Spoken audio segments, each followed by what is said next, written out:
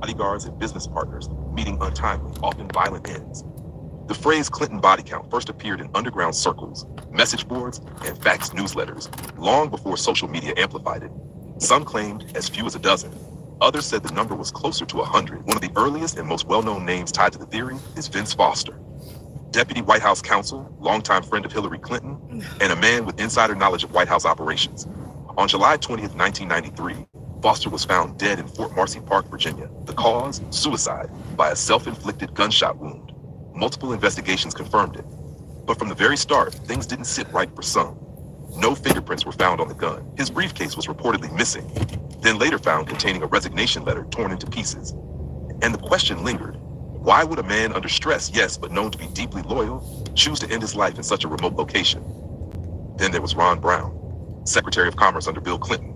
He died in a 1996 plane crash in Croatia along with 30. Terry recovered the body, and the official narrative moved on. Still, rumors swirled. Was it a crash, or was it covered? James McDougal, partner in the Whitewater real estate scandal, died in prison. He'd been cooperating with investigators. Mary Mahoney, a White House intern, was shot execution style in a Starbucks in D.C. just days before she was reportedly set to testify in the Monica Lewinsky scandal. The murder was initially chalked up to a robbery, despite nothing being stolen. Then came the private detectives, political enemies, even security personnel. Some were claimed to have died in accidents, some by suicide, some just vanished. One former Clinton bodyguard, according to online reports, refused to fly in small planes after seeing too many colleagues die in crashes. It was hearsay, but in conspiracy circles, it was fuel. As the internet grew, so did the theory. Lists began circulating, detailed timelines, circumstances of death, photos, supposed connections. Skeptics called it coincidence. Others called it something far more sinister, a pattern. And with every new name, the question deepened. Not just who died, but who benefits when they do. The Clinton body count theory hinges not just on who died, but how, and how their deaths connect to the Clintons, however loosely. Proponents of the theory argue that the pattern is too specific, too frequent, and too convenient to be dismissed. Many of the deaths allegedly occurred right before scheduled court testimonies, legal investigations, or public disclosures. When viewed in isolation, each incident might raise an eyebrow. But when seen as part of a larger chain, believers argue the coincidences become impossible to ignore. One example frequently cited is Seth Rich, a 27-year-old DNC staffer who was shot and killed in Washington, D.C. in 2016. Officially, the case was labeled a botched robbery, despite his wallet, phone, and watch being untouched. Almost immediately, conspiracy theories flooded the internet, claiming Rich had been the source behind the DNC email leaks to WikiLeaks, not Russian hackers as initially claimed. If true, this made him not only a whistleblower, but a threat. WikiLeaks founder Julian Assange stoked the flames when he publicly referenced Seth Rich in an interview, hinting, without confirming, that Rich may have been the source. A $20,000 reward was offered by WikiLeaks for information about the murder, but no arrests were ever made. To some, the silence was damning. To others, it was circumstantial. But once again, a name joined the list. Gary Webb is another name some believers add to the body count, though it's less frequently cited. Webb was a journalist who exposed the CIA's involvement in funneling cocaine into American cities during the 1980s, an operation allegedly linked to the funding of Nicaraguan rebels. He died in 2004 from 2 gunshot wounds to the head, officially ruled a suicide. Many questioned how a man could manage to shoot himself twice. Though the Clinton connection was more tenuous, some theorists pointed to overlapping timelines and suppressed investigations involving government agencies. Then there's the sheer number of plane crashes. John F. Kennedy Jr., while not directly linked to the Clintons, was reportedly planning a Senate run in New York, a seat Hillary Clinton later pursued and won. His plane went down in 1999 under mysterious circumstances. The official explanation cited pilot error and poor visibility, but conspiracy theorists speculated darker motives. His name, too, found its way into body count discussions. Even lower profile individuals make the list. Staffers, accountants, law enforcement officers, even state troopers, all with alleged ties, direct or indirect, to Clinton investigations. Some died in car accidents, others by suicide. A few simply disappeared. And with each unexplained death, the narrative grew, not just as a theory, but as a story passed from one suspicious mind to another, stitched together by fear, pattern seeking, and a deep distrust of power. What makes the Clinton body count endure isn't just the list of names, it's the rhythm of the claims. The recurring notes, whistleblowers silenced, witnesses eliminated, scandals buried beneath funeral arrangements. Whether one believes it or not, the theory taps into something primal, a fear that behind the curtain of political civility lies a ruthless machine that erases threats and rewrites history. Critics of the Clinton body count theory have long tried to discredit its claims, often pointing to the absence of verifiable links or concrete evidence tying these deaths directly to the Clintons. They argue that the theory relies on guilt by association, drawing connections between tragedies simply because someone once worked in government or lived in Arkansas. They claim that the sheer number of people connected to political dynasties like the Clintons means that, statistically, some deaths are bound to occur, and that those numbers are being twisted into something sinister by design. Several mainstream media outlets have taken turns dismantling the theory. Fact-checking organizations have published extensive reports stating that the vast majority of deaths listed on Clinton body count charts can be explained by natural causes, accidents, or violent crimes with no apparent ties to the Clintons. For example, Vince Foster's death was investigated 5 times, including by Kenneth Starr, no friend to the Clintons, and all concluded suicide. The same is true for Ron Brown, whose alleged gunshot wound was denied by the pathologist who conducted the examination. The bullet hole claim, they say, came from a misinterpreted autopsy photo and secondhand hearsay. But the skepticism hasn't quieted the believers, it's only deepened their suspicion. To them, official investigations are meaningless if the entire system is seen as compromised. The idea is simple. If the people doing the investigating are also part of the machine, then the outcome is predetermined. This belief fuels a broader mistrust in government, law enforcement, and media institutions. Take the example of Mary Mahoney, the intern murdered in a Starbucks. Though a man later confessed to the killing and was convicted, theorists continue to claim the details don't add up. They argue the murder was too clean for a robbery gone wrong, pointing out that the store's security footage was erased and no money was taken. If one believes in coordinated cover-ups, then even successful prosecutions and confessions aren't enough to dispel doubt. They're seen as part of the illusion. Another common counter-argument involves scale. Critics point out that high-profile political families like the Bushes, Obamas, and Kennedys all have long lists of acquaintances, staffers, or peripheral figures who've died under tragic or unusual circumstances. But only the Clintons are accused of orchestrating a vast killing machine. Is that so? Or is there something unique about the Clinton orbit that keeps this theory alive? Skeptics also raise the point that the theory thrives on ambiguity. Its strength is not in definitive claims, but in what it implies. It doesn't require ironclad proof. It just needs a whisper of doubt, a detail that doesn't fit, a name that vanishes before their day in court. In the digital age, that's more than enough for theories to flourish. In the end, the skepticism hasn't extinguished the theory. It's evolved it. For every article labeled debunked, a dozen new Reddit threads, YouTube videos, and podcasts appear. And with each new political scandal, each new sudden death or suicide, the list is quietly updated. The pattern continues, or so some would say. To understand the staying power of the Clinton body count theory, we have to look beyond the individual claims and step into the broader cultural and political psychology that makes such theories thrive. At its core, this isn't just a story about alleged murders or mysterious deaths. It's about power. Who has it, how far they'll go to protect it, and what the public is willing to believe about those who wield it.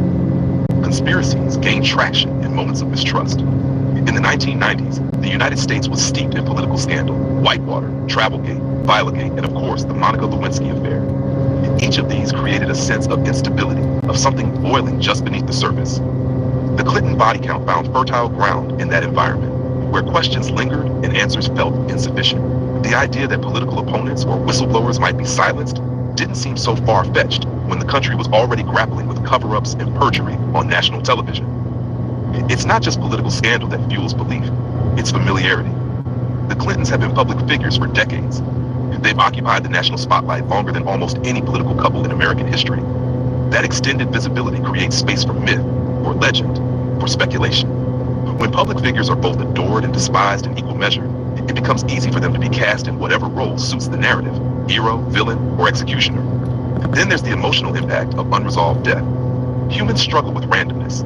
When someone dies suddenly, especially if they were young, influential, or on the verge of revealing something important, we look for meaning. We construct stories to make sense of tragedy.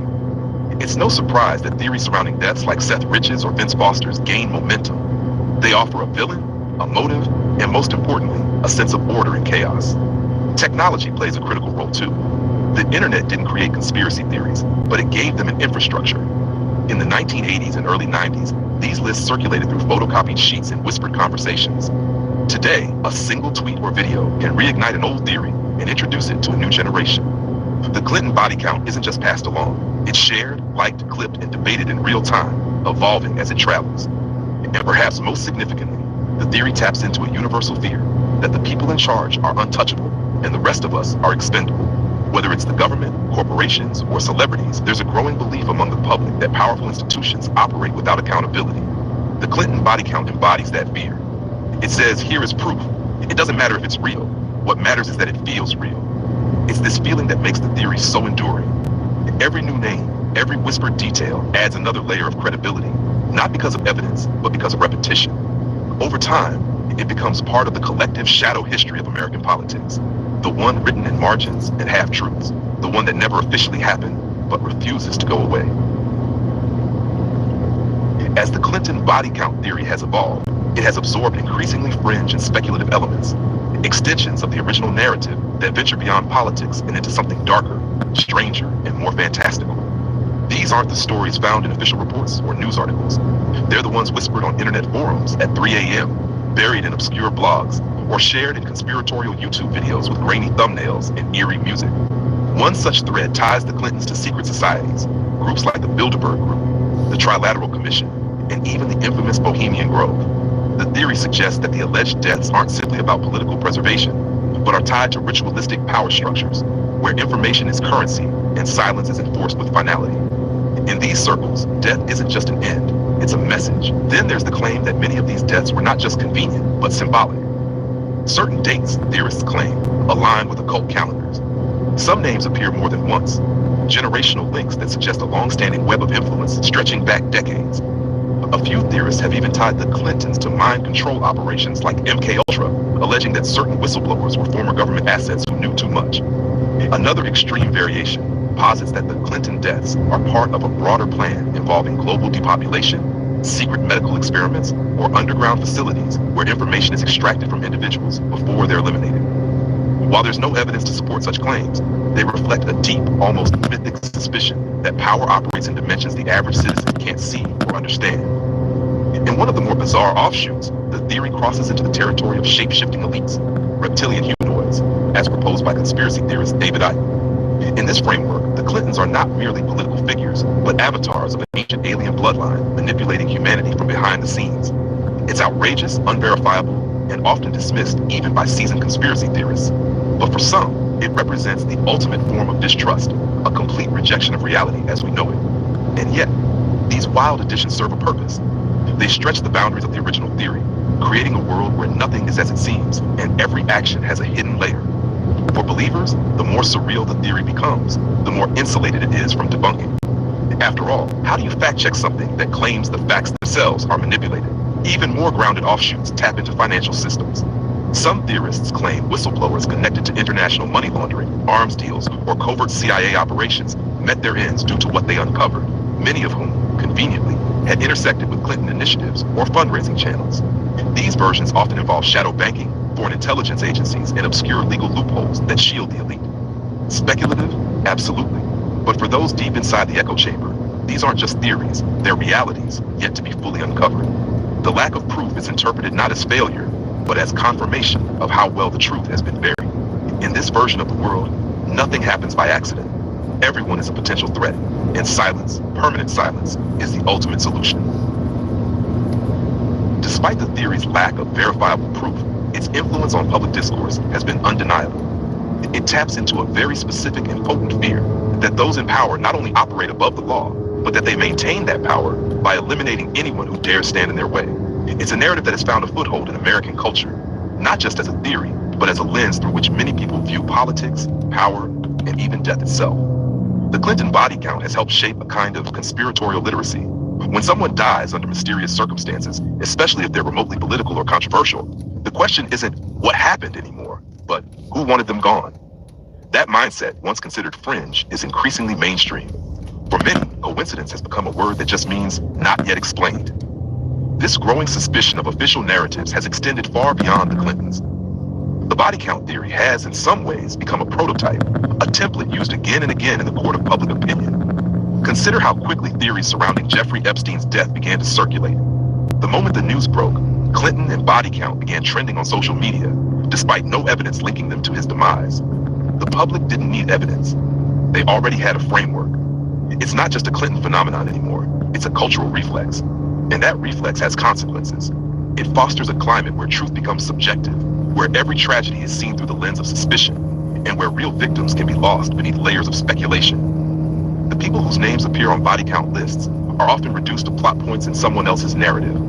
Their families, their pain, their humanity, overshadowed by the specter of scandal. Yet, the emotional resonance of the theory is difficult to dismiss. It offers a kind of catharsis for those who feel powerless. Believing that there's a hidden hand behind the chaos gives shape to an otherwise unpredictable world. If the darkness has a name, at least it's something you can fight, or at the very least, fear with purpose. Some argue this is why conspiracy theories like this one endure, not because they provide answers, but because they provide structure. In a time where the line between fact and fiction is increasingly blurred, stories like the Clinton body count thrive in the gray. They feel real because they echo real fears: corruption, injustice, the manipulation of truth. And whether those fears are justified or not, they've become embedded in the modern psyche. You don't have to believe the theory to understand its power. It's not about proving the list is true. It's about the chilling possibility that it could be. And for many, that's enough. The Clinton body count theory leaves us with more than just a list of names and a trail of headlines. It leaves a lingering unease, the sense that beneath the surface of modern politics lies something darker than we're willing to admit. Whether viewed as a collection of coincidences, a tragic pattern of association, or something more sinister, the theory has embedded itself into the bloodstream of political folk. People don't just mention Vince Foster or Ron Brown or Seth Rich. They invoke them like grim punchlines in a national joke that no one wants to laugh at but everyone knows by heart.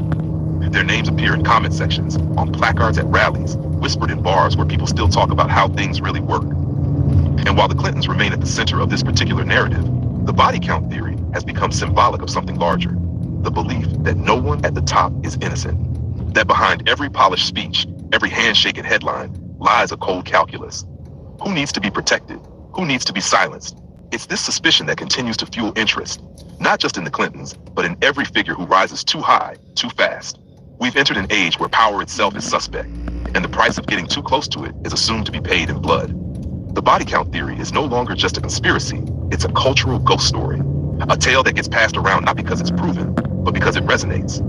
But there's something else, something subtler. In every conspiracy, there's a need, a yearning for a hidden truth, that maybe, if we dig deep enough, follow enough threads, we'll find the answers that have eluded us for decades. But what happens if the truth isn't hidden, but simply doesn't exist? What if the chaos is just chaos? That possibility may be more terrifying than any conspiracy. Still, the theory endures, not because people are gullible, but because they're desperate to make sense of a world that feels increasingly unpredictable, unfair, and unaccountable. The Clinton body count theory gives that chaos a shape, a villain, a cause, something to cling to. And so the list continues. It grows, mutates, adapts to new headlines, new tragedies. Even as fact checkers work to dismantle it, the theory rebuilds itself in the minds of those who believe. Because in the end, this isn't just about the Clintons, it's about us, our fears, our need to explain the inexplicable, and the stories we choose to believe when the official version just doesn't feel like enough.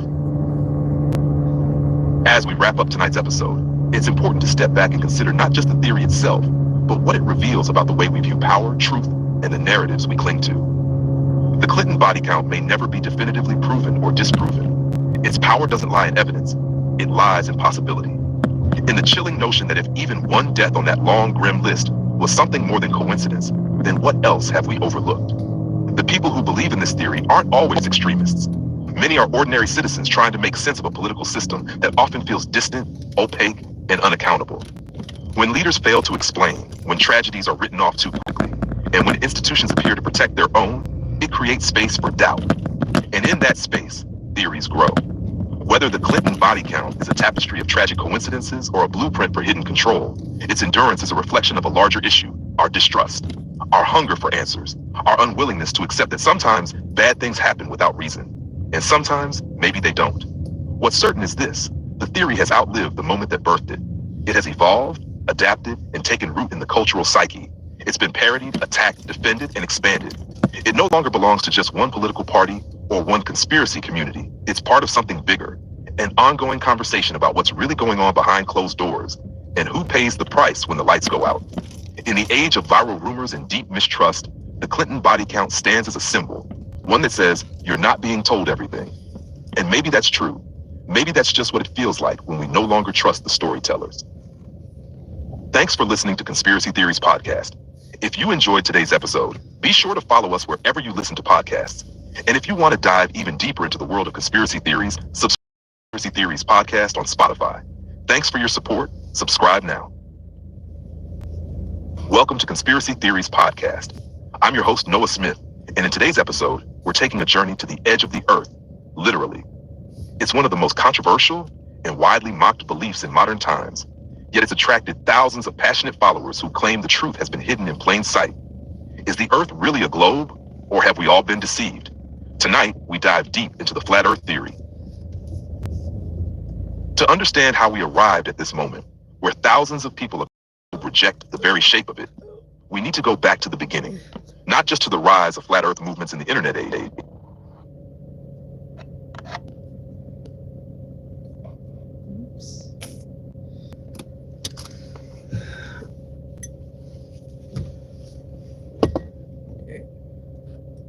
Alright guys, this is where I'm done.